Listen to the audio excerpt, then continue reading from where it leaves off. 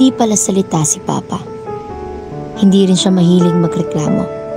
Pero araw-araw, siya ang unang gumigising at huling natutulog.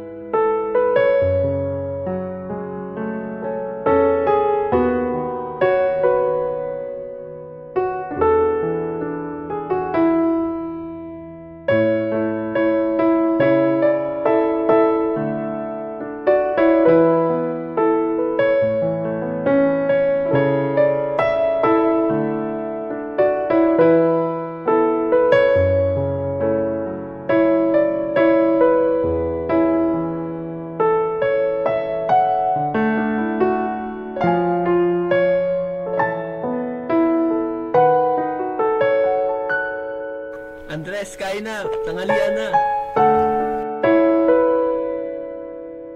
Kaya na, dito na ako.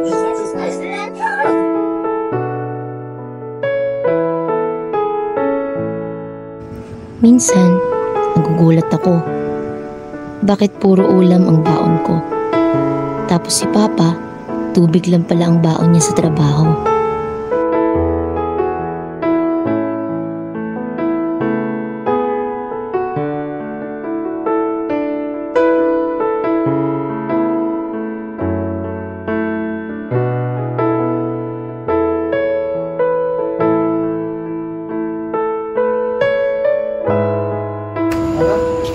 Paano po, Tay?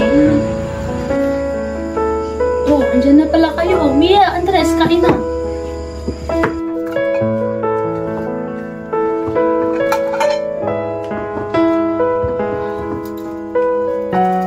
Pa, alam mo ba? Sabi ng teacher ko kanina, kasama ako sa top 5. Tsaka, pwede daw na makuha ko yung scholarship. Maganda yan, nak. Pagpatuloy mo lang. Pero pa, kailangan daw po namin ng laptop sa project namin eh. Sige, nak. Hanapan ko ng paraan yan. Thank you po.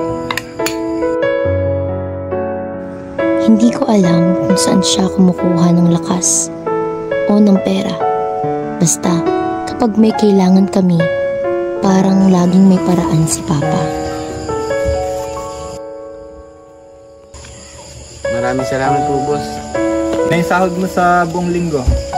Kasama na dyan yung overtime. Sige, makakauwi ka na.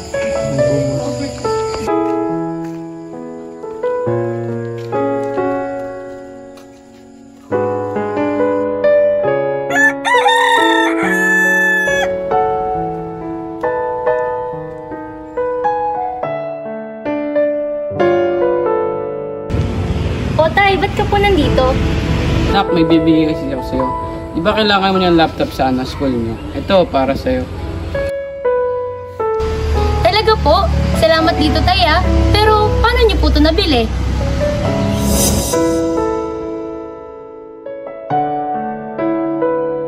Huwag mo nang isipin yun. Basta ikaw, huwag kang ihinto. Siya, tara na, uwi na tayo. Hindi ko kailangang marinig ang salitang mahal kita kay Papa araw-araw. Sapagkat ramdam ko sa bawat sakripisyo, sa bawat pawis, at sa bawat okay lang ako kahit hindi naman talaga. Sa bawat tahimik na sakripisyo, naroon ang tunay na pagmamahal ng isang ama.